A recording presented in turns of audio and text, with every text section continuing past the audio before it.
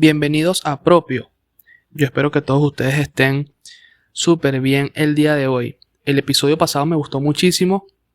Hablamos de Turkmenistán, de la persona que fue su líder supremo. Estuvo increíble. Y un tema también que les quería hablar. Yo no sé si ustedes saben que actualmente es muy difícil, tengas la cantidad de dinero que tengas, pues tener tu propio país, ¿no? Pero sí han habido casos de personas que lo han intentado. Y no en la actualidad, sino mucho antes, ¿no? Cuando era incluso mucho más difícil. Vamos a hablar del hombre que llevó el concepto de la libertad, pero a un nivel arquitectónico. No solamente como concepto, sino a nivel arquitectónico. O sea, imagínense que no te gusten las leyes de tu país y que esto sea pues más que suficiente para construir tu propio país. Tu propio suelo en la mitad del océano. Pues esta es la historia de Giorgio Rosa y la isla de las Rosas, ¿no? Que así fue como lo llamaron pues los historiadores, la isla de las Rosas. Y Giorgio Rosa fue un ingeniero italiano. Esto pasó en Italia. Pero era demasiado testarudo. Todas las personas que lo conocían, incluso su esposa, pues dijo que esta era una persona totalmente, era necia, era muy terco en cuanto a lo que él quería hacer, ¿no? Y bueno, en los años 60, este carajo estaba súper harto de la burocracia. O sea, la burocracia, digamos que cada vez más intentan que sea menos, ¿no? En todos los países. Siempre sacan leyes para disminuir la cantidad de trámites, para que sea un poco más rápido todo. Pero en los años 60, pues era mucho más fuerte que ahorita. Y este señor, él sentía que el Estado italiano asfixiaba su creatividad. Así tal cual. Así que pues en lugar de él protestar con una pancarta, él decidió aplicar lo que él sabía, que era la ingeniería, para este proyecto tan ambicioso que él tenía. Es una forma de pensar, si te pones a ver, muy simple. Si el Estado manda en la tierra, yo seré libre en el agua. Así tal cual. Ustedes no me quieren aquí, pues... O si yo siento que me asfixian mi creatividad, yo me voy para el agua y hago mi propio país. Y esto lo hizo a 11 kilómetros de la costa de Rimini, que es justamente un poquito afuera de las aguas territoriales, ¿no? Ahí es donde se supone que ahí él aprovechó vacíos legales y él decía que como ya salía de la zona de Italia, pues estaba fuera de cualquier país, ¿no? Ya estaba como en aguas internacionales, por así decirlo. Y bueno, este carajo, Giorgio, empezó a clavar pilares de acero en el fondo del mar, así tal cual. Él iba transportando, a pesar pues, justo de dinero que estaba, él invirtió todos sus ahorros en esto y fue llevando poco a poco pilares de acero en el fondo del mar. Fue un trabajo que duró muchos años y lo hizo con su grupo más íntimo de amigos. Y lo hizo a pesar de todo, de las tormentas, del oleaje, de todo. Y como les comenté hace ratito también, a pesar de la falta de presupuesto, este carajo se lo propuso y lo hizo. Si ustedes consideran que tienen buenos amigos, imagínense los amigos del señor Giorgio en ese momento, ¿no? Que le dijeron que sí a sus locuras de llevar a lo largo de los años pilares y pilares de acero en el medio del mar para hacer su propia isla, ¿no? O sea, él no estaba construyendo un barco, él estaba construyendo una isla. Y obviamente no podía transportar todo de un solo golpe, entonces fue llevando poco a poco las cosas a donde él estaba construyendo eso, ¿no? Y parece loco, pero recordemos que este carajo era ingeniero, ¿no? Y él no usó cemento común. Como les dije, él llevó tubos huecos de acero, estas columnas huecas de acero, y las clavó en el fondo del mar, ¿no? Y una vez que estaba anclado al lecho marino, o sea, al fondo del mar, él inundó esto con hormigón, o sea, no con cemento, no con nada de esto, sino con hormigón. Y la estructura era sólida, era muy sólida porque fue un sistema que prácticamente patentó él, ¿no? Era tan sólida y tan estable este sistema de estos tubos de acero rellenos de hormigón, que incluso años después cuando la Marina italiana quiso destruir su isla, no pudieron. Y cuando pasó esto, que estaban pues tratando de destruir la isla, hicieron muchas explosiones con dinamita y la isla ni se movía. Nada. Pero bueno, de esto vamos a hablar un poquito más adelante, ¿no? De cuando intentaron destruirla. Y el nacimiento de esta nación fue en 1968. O sea, el carajo totalmente terco, aproximadamente, imagínense, 8 años, ¿no? Tenía aproximadamente de espacio unos 400 metros cuadrados. O sea, bastante grande, la verdad. Y bueno, no solamente era una isla plana y ya, o sea, una plataforma plana, tenía un restaurante, tenía un bar, tenía una oficina de correos, incluso tenía una tienda de souvenirs, ¿no? Los que no saben qué es una tienda de souvenirs son estas tiendas que te venden recuerdos de los sitios a donde vamos, ¿no? Un imancito para la nevera y todas estas cosas. Y bueno, como les dije, en 1968 fue que él inauguró como tal esta isla, ¿no? Y él hizo, más que tener la lista, pues declaró su independencia, que es algo totalmente impensable ahorita. Imagínense en esos momentos donde todo era más, pues, más alarmante. Todas las noticias daban más revuelo, ¿no? Y este carajo se atrevió a hacer esto y lo hizo. Y nació oficialmente la República de la Isla de las Rosas. ¿Qué tal? Un hombre creativo. De verdad que no se puede explicar todavía la dedicación que tuvo este hombre para llevar durante muchos años los materiales para poder armar esta plataforma flotante. Yo sé que se estarán preguntando que ¿cómo coño vivía ahí la gente? ¿Cómo coño hacían para tener agua, para tener comida, todas estas cosas? Lo más importante de todo, el agua. Obviamente esto es agua salada, esta agua no se puede tomar y tampoco tenía un presupuesto tan elevado como para tener pues máquinas de desalinización. Espero estar pronunciándolo bien. Pero bueno, este carajo, como ya sabemos, es ingeniero, pero no sé qué clase de ingeniero sea para poder hacer estas cosas, pero él perforó el suelo marino y la plataforma encontró un acuífero de agua dulce pues a cientos de metros de profundidad bajo el agua, ¿no? Y tenía su propio suministro de agua potable, pero en la mitad del mar salado. ¿No les parece eso loco? Esto terminó de volver loco al gobierno y a la marina italiana, porque era impensable que esta isla, este país nuevo, sea pues autosuficiente, que no dependa del Estado. Y esto alarmó pues obviamente al país de Italia, porque era algo impensable, ¿no? Él no solamente quería una extensión de Italia, él quería incluso nuevos lenguajes. ¿A qué me refiero con nuevos lenguajes? O sea, que tuviera su propia identidad, su propia cultura, su país o su isla o su plataforma, como ustedes lo quieran llamar. Él decidió que el lenguaje que él iba a usar en su isla como lenguaje oficial era el Esperanto. El Esperanto es una lengua muy curiosa porque no pertenece a ningún país, a ninguna etnia, a ningún grupo de personas.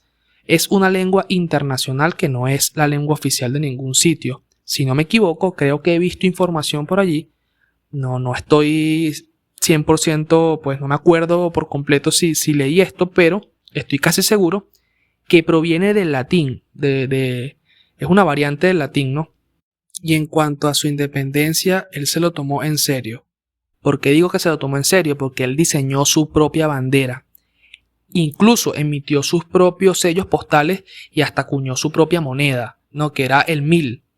O sea, él quería demostrar que un individuo podía crear un sistema desde cero sin depender de estas grandes burocracias, de estas grandes instituciones en diferentes países, en los diferentes países, por así decirlo, ¿no? Pues él quiso demostrar que cualquier persona podría crear su propio ecosistema y podía ser libre y podía crear sin importarle nada, incluso la falta de presupuesto, con todo en contra. Él quería demostrar esto y se puede decir que lo logró. El 1000, que fue esta moneda que él acuñó en su isla, pues nunca llegó a circular masivamente. Realmente no llegó a como que a mover grandes cantidades o sea, en volumen de moneda no llegó a circular masivamente, pero sí fue o es una pieza muy rara, muy codiciada por los coleccionistas. Sabes que hay un movimiento muy gigante alrededor del mundo de personas que coleccionan diferentes monedas, y al ser un país que existió en algún momento y que creó una sola persona, pues a la gente le llama mucho la atención.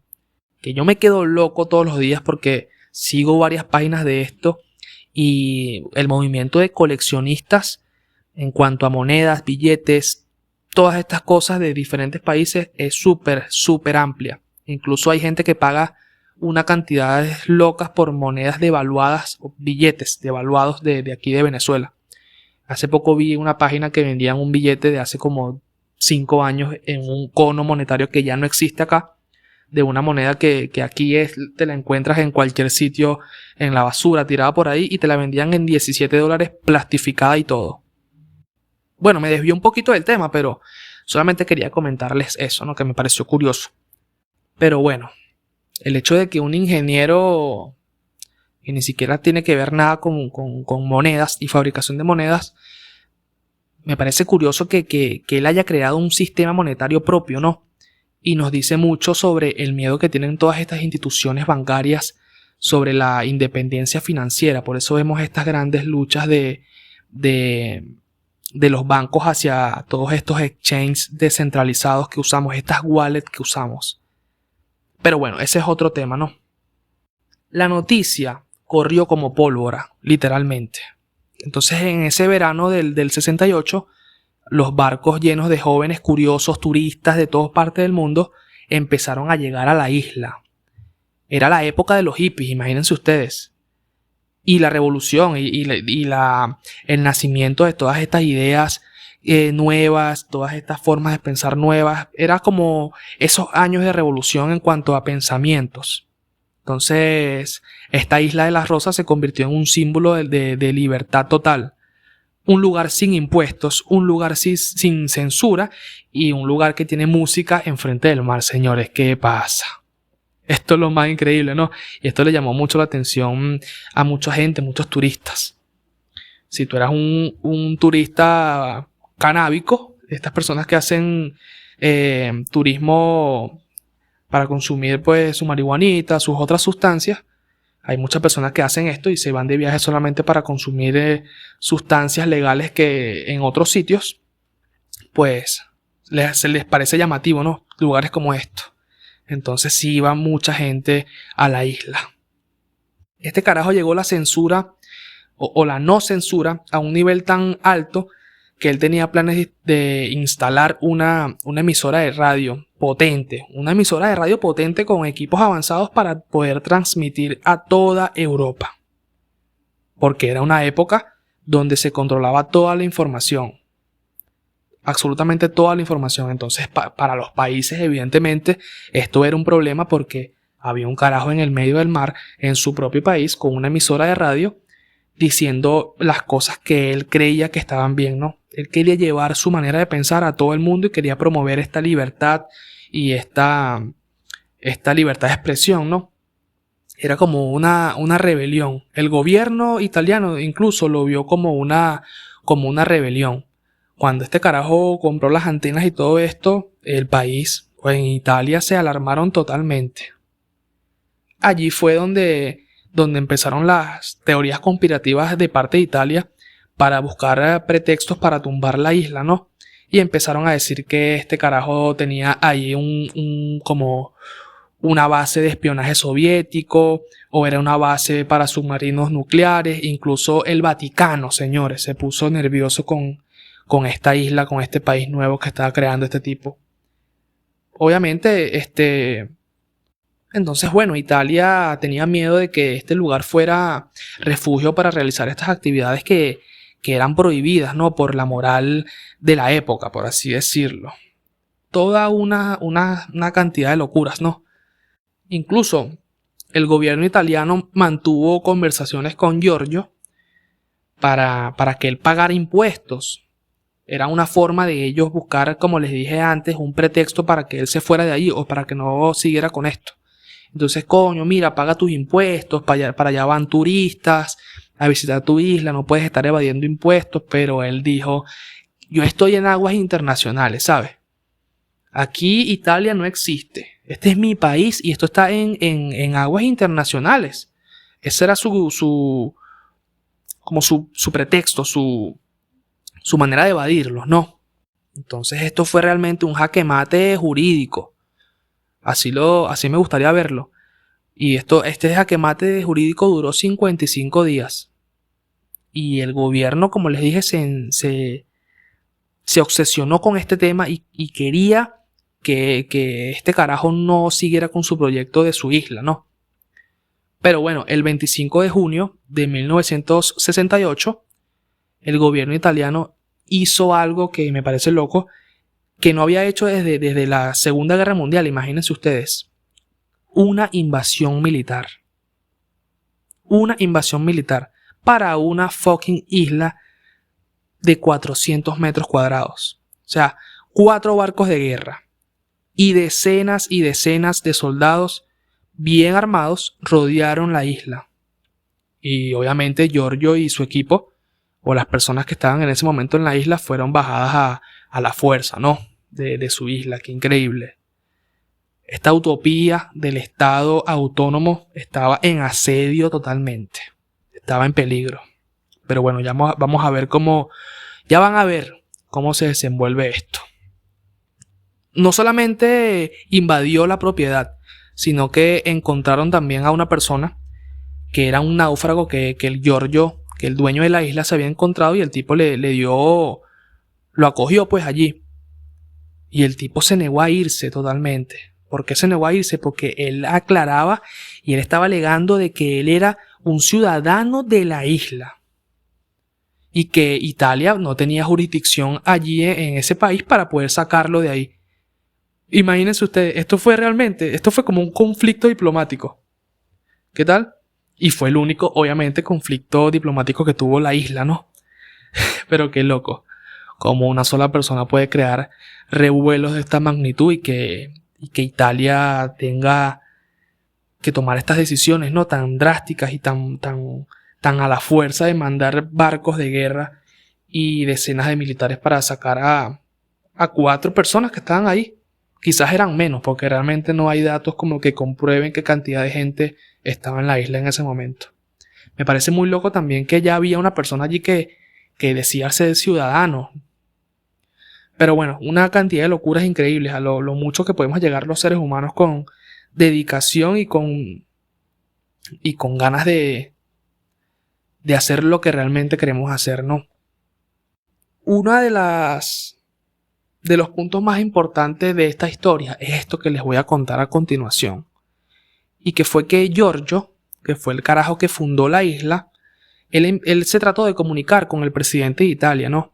Y él denunció que esto era una violación a su soberanía nacional, porque este era su país, que estaba en aguas internacionales, que Italia no tenía nada que ver. O sea, fue la primera vez que un solo individuo, no sé cómo explicarlo, pues le declaró la guerra. Una guerra diplomática a una potencia gigante como lo es o como lo era anteriormente Italia, ¿no? Para que vean al punto que llegó esta guerra diplomática, que este carajo, si no me equivoco, se devolvió a Italia, pero el punto es que él se consideró un presidente en el exilio. Él se consideró un presidente en el exilio. Y no por poco tiempo, hasta su muerte. Esto pasó en los años 60, 70. Y él murió en el 2017. O sea, desde 1968 hasta 2017, él se consideró un presidente en el exilio, señores. ¿Qué tal? De su propio país. Increíble. ¿Y qué legado dejó esto? Bueno, no sabría decirles qué legado dejó esto, pero el punto fue que al final fue un legado explosivo. Tal cual, porque la Marina italiana colocó demasiado y tuvo muchos intentos de dinamitar la isla. Colocaron mucha dinamita en los pilares estos que les comenté con hormigón adentro y no pudieron derribarla. Obviamente debido a su gran resistencia, ¿no? Porque este carajo, como es ingeniero, pues había planificado esto por muchos años de su vida. Finalmente, lo más curioso de todo es que la isla realmente se cayó por una tormenta, no fue porque la marina pudo derrumbarla. Esto es súper curioso porque cuando Italia hacía propaganda en los periódicos en contra de la isla, cuando la isla estaba reciente, ellos alegaban que esto era una locura porque ¿cómo es posible que este carajo haga esto? Esto debe ser inseguro, esto se va a caer, esto es un peligro para la sociedad, es un peligro para los italianos que van a la isla cuando hay una, no sé, un oleaje, una vaina, esto se puede caer. Y miren que le salió el tiro por la culata porque no pudieron derrumbarla. Los barcos de guerra no pudieron derrumbar la isla. O sea, increíble, totalmente increíble. Y durante muchas décadas, esta historia fue borrada de los libros de la historia de Italia. Esto no se hablaba, era como un tabú hablarlo. El gobierno obviamente no quería que la gente viera estos registros del fracaso diplomático que habían tenido y de la fuerza desproporcionada que usaron para sacar a este carajo de su isla, ¿no? No fue hasta que el hijo de Giorgio, que fue el que creó la isla, compartió estos archivos hacia todo el mundo y fue donde el mundo redescubrió esta utopía de acero, pues que no fue solamente un mito, que no fue algo inventado, sino que realmente sucedió. Pero el gobierno italiano realmente no estaba interesado en que esto se supiera o que esto fuera parte de la historia de Italia. Y lo más loco de todo es que este experimento cambió realmente el mundo, porque a partir de ese suceso empezaron a cambiar las leyes en cuanto al territorio de agua o la porción de agua que le toca a cada país. Las leyes internacionales cambiaron, pasaron de 6 a 12 millas el territorio de agua que le pertenece a un país, ¿no? Antes eran 6 millas, actualmente son 12 millas, para que las personas no puedan replicar estos comportamientos, para que no piensen que es tan fácil montarse una isla desde cero, para que no todo el mundo vea viable pues construir su propio espacio sobre el mar. Y este caso es increíble, este caso es único, porque Giorgio Rosa fue el primer entusiasta que quiso aplicar la descentralización, ¿no? Por así decirlo. Obviamente antes de que existiera la tecnología actual, fue la primera persona que incursionó en las creaciones de, por así decirlo, ciudades flotantes. Y él entendió también que si no te gustan las reglas en el tablero que te dan, no te gusta el panorama, no te gustan las reglas de tu país, pues crea tu propio país. Qué loco, ¿no? ¿Cómo puede llegar el ser humano a pensar en esos extremos? No solamente que lo puedan llegar a pensar, sino también en materializarlo como tal. Y bueno, mucho se habla y hay muchas teorías de que la última noche en la isla la última noche antes de que la marina italiana tomara la isla, no se sentía como un ambiente de miedo, sino que era más bien como un ambiente de una especie de satisfacción, una satisfacción extraña, ¿no? Porque habían logrado lo imposible. O sea, un grupo de amigos durante 2 meses vivió bajo sus propias reglas. Y obviamente esta es una sensación de libertad absoluta. Y esto es algo que la dinamita no pudo destruir, ¿no? Al final de todo, Giorgio no buscaba ser alguien reconocido y tampoco buscaba un poder absoluto. Él solamente estaba buscando el derecho de ser el arquitecto de su propia vida en su propio espacio con sus propias reglas. Y esto es algo que no todos los seres humanos vamos a vivir. Esto es algo que muy pocos de nosotros vamos a experimentar. Tener las reglas en nuestro propio espacio, tener nuestros propios pensamientos y hacer lo que nos dé la gana totalmente. Pero bueno, desde aquí, desde propio, yo veo la Isla de las Rosas como el mayor acto de diseño individual. Y un mensaje muy profundo de que a veces para encontrar nuestro lugar, a veces para sentirnos cómodos, tenemos que crear nuestro propio mundo, pues. Pero bueno, aquí la pregunta importante es que ¿qué tan lejos podemos llegar nosotros para defender nuestra soberanía personal y nuestros pensamientos, no? Este carajo llegó hasta el fondo del mar, literalmente. para defender y expresar sus propios pensamientos. Pero bueno, este fue el episodio 14. Hablé mucha huevonada, pero lo importante es que puedan escuchar estas historias increíbles y estos temas de los que los medios prácticamente nunca hablan, ¿no? Con un poquito de mi visión personal de cómo yo veo las cosas. Espero que les haya gustado. Recuerden que el Patreon es totalmente gratis y tenemos episodios nuevos casi todos los días. Una ganga. Muchas gracias. Chao.